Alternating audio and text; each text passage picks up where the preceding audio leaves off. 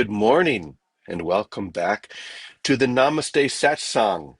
As you saw a moment ago, we are shifting gears ever so slightly so that we can emphasize the joining in truth. That's what satsang is joining together as one in the truth, that we are one. And we're going to be referencing that throughout the days and months, maybe even years. We have always a surprise here, as you know, always trying to find the most direct path into the experience of what it means to be one. And today's satsang is going to be all about passion. But before we get into that, you may notice that I'm in a different place. I thought I would give you a rare view into the anchor hold because our internet here at Namaste Village is not working this morning. Something has happened, so our internet is down, but here I have Starlink, so I can still connect. And I am here in the anchor hold, as you can see, this little tiny space where I spend my time is a bit of a mystery to people. Here at Namaste Village, they see this weird little room behind a wall that looks almost like an old-fashioned tomb, and they wonder how can one stay and live in such a small, tiny place with no windows. And well, I love it because there's something about my own passion that's released here in the simplicity of this little tiny environment. And I think simplicity is the key. When we allow the truth to be simple, then the truth simply takes over. It removes us from the complexity of all the different issues that we deal with, all the different things that we have to maintain. And so for me to be in this tiny little space, even though it may seem very strange to most, for me, it just unleashes, awakens something. And I'm glad that we are shifting gears as well into this idea of satsang. You know, most people think of satsang as if you're sitting at the feet of the spiritual master or guru and giving homage. And that's not really what satsang is at all. Satsang is the joining, which is what we do here every day. We join together in the spirit of the reality that is forever real, the truth that is forever true. And as you know, I'm getting ready in a couple of weeks probably to launch the AI satsang, which is going to be an opportunity for us to listen to and experience some of the teaching of other great mystics and masters and gurus from the ages using AI, of course. And we're going to have one of those in just a moment. But first, I wanted to share something. This is something that came to me as I was just walking down the street yesterday. And I was thinking about everything that's going on that we've referenced here in our sessions, everything that's going on, particularly in the US, and the need and the importance of passionate neutrality. That's what we're going to call this, passionate neutrality. As we know, if we're for one side or the other, emphasizing one position over another, we're not neutral. We're giving importance and reality to that which may or may not be the ultimate experience of reality, which is what we are seeking. So, passionate neutrality means we are going to hold without clinging, without demanding, without trying to hold any position. So as I was walking down the street, I just wrote this very short little paragraph. It says, I am neither for a particular cause or against a particular cause. The only cause worthy of my attention is love without opposite, without compromise, and without condition. Once again, I am neither for a particular cause or against a particular cause. The only cause worthy of any of our attention is love without opposite, without compromise, without condition. How does that sound?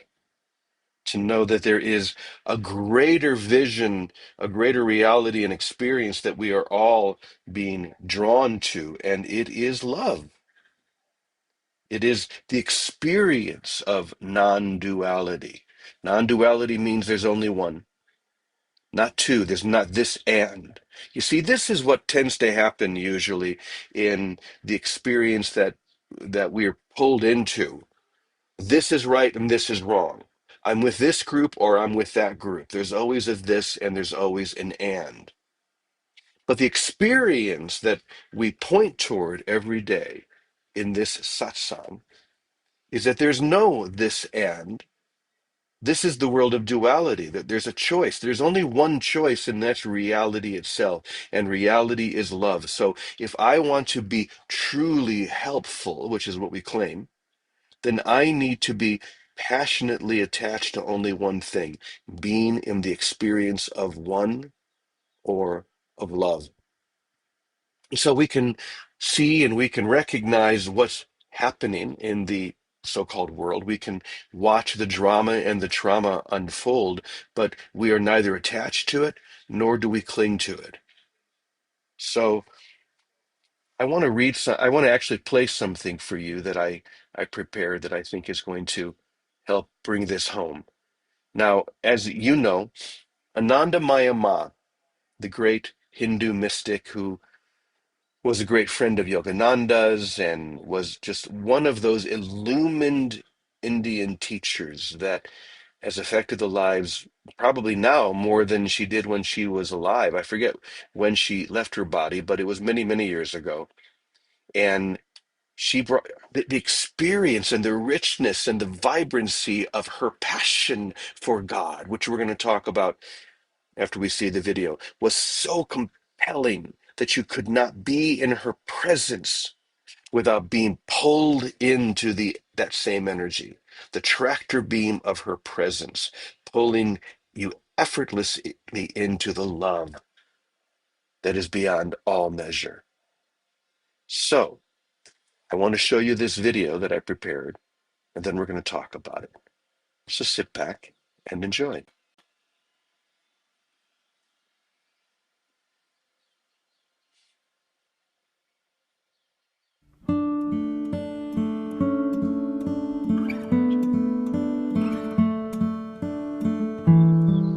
Do not let the mind be carried away by what happens outside. Events will come and go according to their own law. Do not follow them. Remain neutral toward appearances, neither clinging nor resisting, and keep your strength for what truly matters. Let all your passion turn toward the divine, remembering, listening, offering yourself again and again. When this inner dialogue becomes steady and alive, the heart stays free, and whatever the world may bring cannot disturb the stillness that is your true home.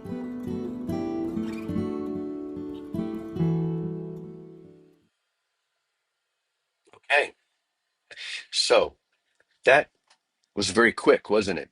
It was not a very long, it was less than a minute actually. But because I really want this to come home, what we're going to do is I'm going to bring the words that we heard up on the screen for a moment so that we can go through them very, very completely. So let me put them up on the screen and then we'll talk about it. So first, let me read exactly what Ananda Mayama said, but very slowly.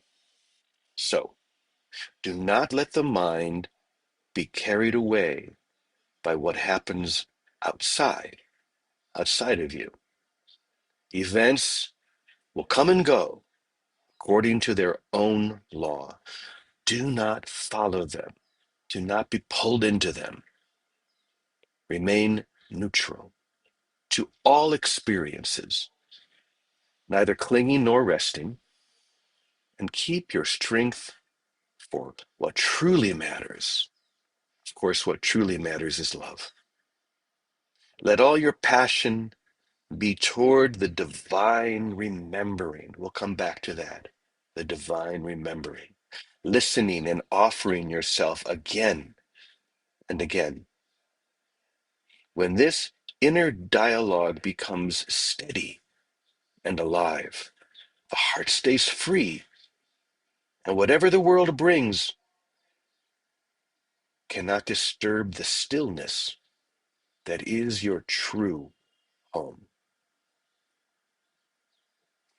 I think those words are so compelling. They're compelling, number one, because of the nature that she holds and she expresses, much like a flower allows its fragrance to go before it. If you are going into a garden, you can smell the fragrance of all of those flowers before you enter the garden. And the same is true for someone like Ananda Ma or Vicky or any of you. When we allow grace to be the guiding force, then the fragrance of our experience of one goes before us. And people can sense, they can feel the vibrancy of that experience. So what I want to do is I want to take what Ananda Ma shared in that video, line by line or section by section, and we'll talk a little bit more about it. So it begins with, do not let the mind be carried away by what happens outside. Events will come and go according to their own law, but do not follow them. Don't follow the passions of the world, the outside events that seem to pull you away from that center spot. You are far more helpful by staying centered, but passionately so. She's going to talk more about that in a moment, but the passion of knowing that there is only one and that all of these passing things are exactly that. They are passing. And it's not that we don't care. You see, people are going to interpret it as, well, you just don't care. You're just using a spiritual bypass. You're just using all of these spiritual concepts to not deal with, let's use Minneapolis, with what's happening in Minneapolis or what's happening anywhere. We're just using those things to avoid responsibility. And I would say, no, there's a much higher purpose than that. Because once again, we are here only to be truly helpful. And truly helpful means we need to rise above these things so we can have a different perspective on what is going on. And we can offer ourselves passionately to the solution. So once again, we're not called to follow all of these things that are happening, but to remain in the center. Here's the next part. Remain neutral. That's the key to all appearances, neither clinging or resisting, and keep your strength on what truly matters. Keep all of your strength on what truly matters. Now, when we are focused out, well, we're going to say what truly matters is what's happening out here, what's happening to this person or that person or to me. But what we are hearing from Ananda Ma is that what truly matters is within. What truly matters is the experience that we hold, that we carry, and that we extend. Once again, truly helpful. If we want that experience, then we can't just throw ourselves into the mix. We have to stay within the fire of our love, of that divine connection. So here's where we get more into the passion. Ma says, let all your passion be toward the divine remembering.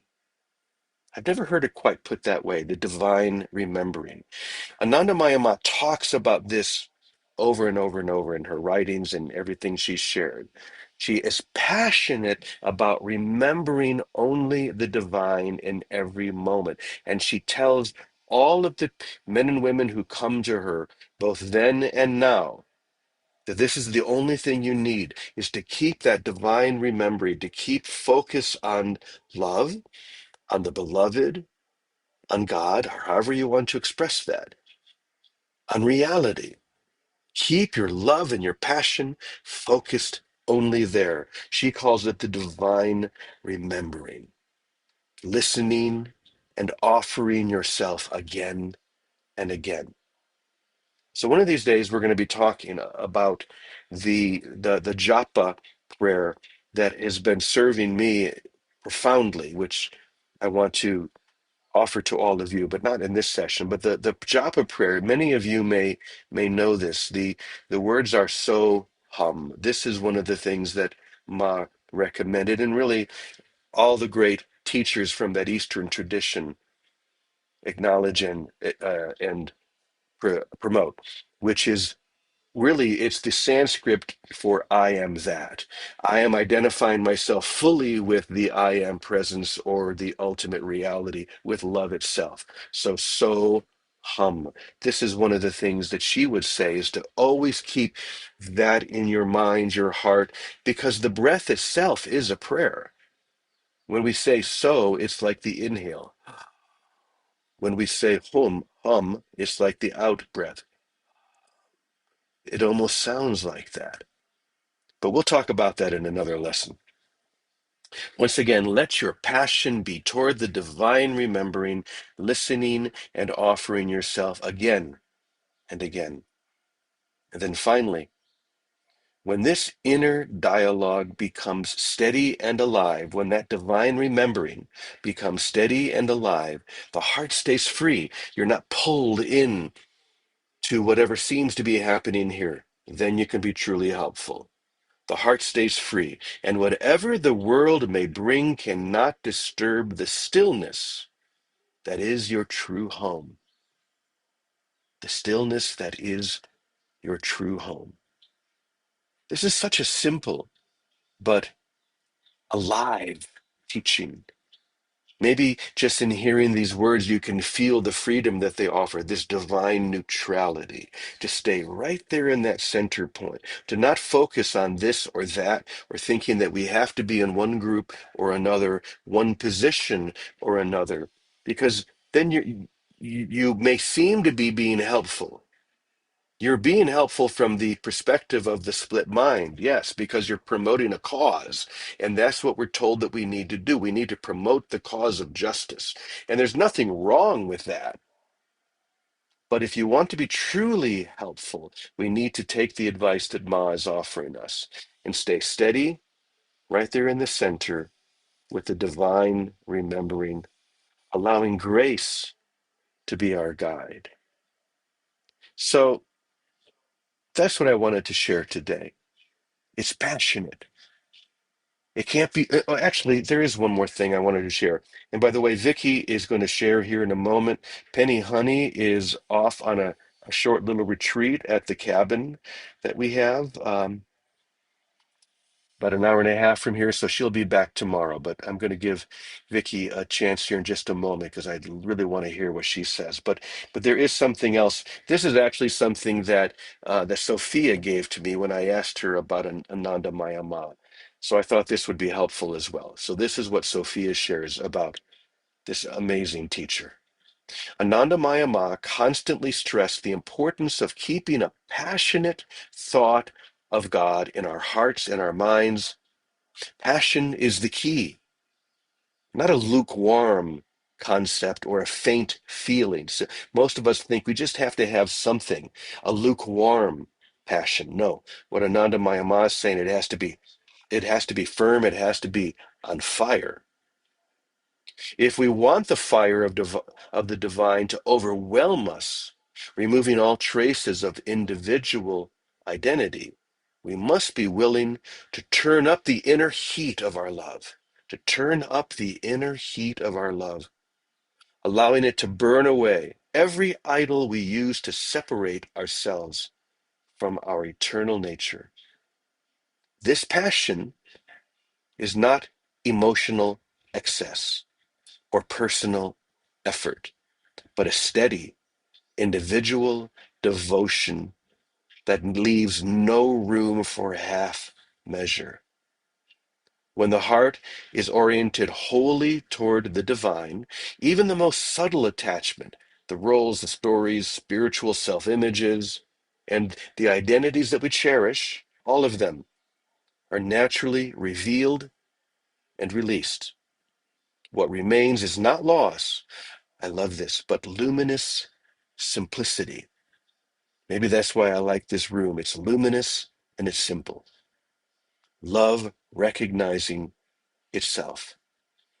In that sacred heat, surrender becomes effortless, and the one we thought we were seeking is revealed as the one that has always been there.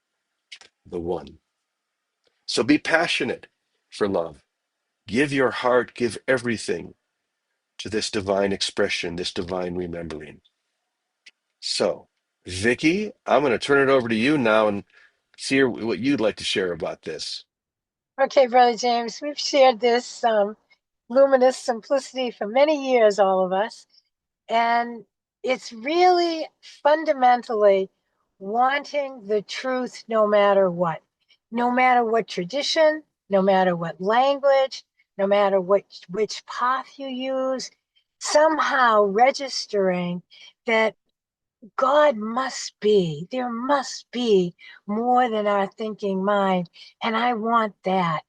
I want, it's a wholehearted, not 50% maybe, baby. It's 100%. And it's the willingness to let that be the whole desire of everything, so that every disruption that comes up, this is how I live it, comes to, I don't know, show me. It's not, I'm not in a neutral spot. I'm clearly not. I'm on my way to Boston because of a family situation. I recognize I am not neutral, but I recognize my true desire 100% is I want to know the truth. Use me, show me. I don't know. What would love have me do? What would love have me say? And then wait. What I think sometimes happens is we don't have enough faith and practice, maybe not even faith. We need our own experience to see that love really does resolve our situations here in a way that we would not have thought up on our own. That grace does move through us and breaks down the distress into something that we can understand and that we can be part of, that we can join in essence rather than in superficial form. That happens only through experience of this whole desire comes with a whole surrender. It comes with, I don't know. That's what a whole surrender is. I don't know, show me, and waiting for the sound, the love, the prompt to show up. And it will show up if we don't keep engaging outside goals. It's the ulterior motives. Oh, I want the world to be better, this relationship or health to be better. Those are ulterior motives. Those motives make us half-hearted. If we say that God or spirit or truth is our goal, these are the ulterior motives that will tug us away. That choice right there, when there's a tug, is our choice to make a stand and say, nope, I don't want that. I don't want that ulterior motive. I want the truth. Here I am, God. Here I am, Spirit. Here I am. The language of non-duality has made it palpable in the Western world. It just means there aren't two realities. There's an appearance situation that we think of as reality. And then there's an invisible reality that is our true reality that we all share in. When we want only the true reality, we have to let go of our assessments or our judgments of the appearance, because they're never right. They're always upside down anyway. And when we let go of them, that's a surrender, and choose, I only want the truth, no matter what it is. I want the truth. And I'll wait here until love speaks to me in my essence, in my heart, as a prompt. And then we must listen and follow it, because in the following of it, we are giving of ourselves, and that brings us into a stable certainty. There's no reading about this that'll get us certain. There's no book that can do it. This is the experience of us saying, okay, that's horrible, Minneapolis or any situation, oh, that scares me, and then come back and say, okay, that's where I believe in duality. There's another world of appearances that has value to me. But no, I have one value now. What do we value? What is our only goal? We have come together to recognize that we share a goal that is beyond appearances.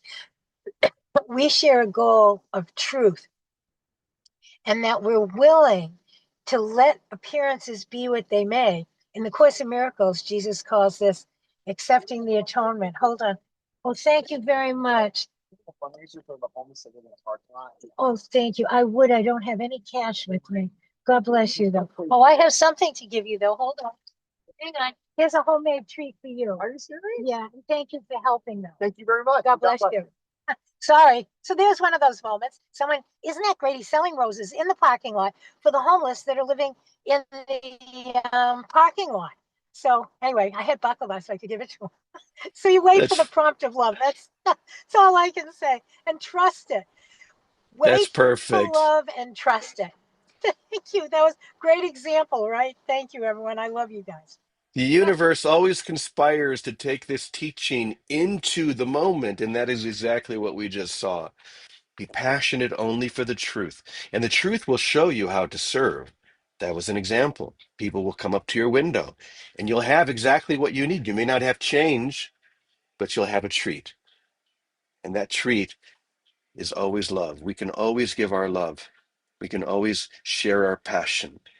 So this is where we are moving now. We are here only to be truly helpful, and the highest way for us to be truly helpful is to be passionate about our divine neutrality, which means we are here for only one reason, not to be on one side or the other, but to express only love. And to that we say, Amen, Amen, Amen, e punto. Bless you all of you there at Namaste Village. I'm going to be right out to do the announcements, but everyone else, we will see you again tomorrow. Many blessings.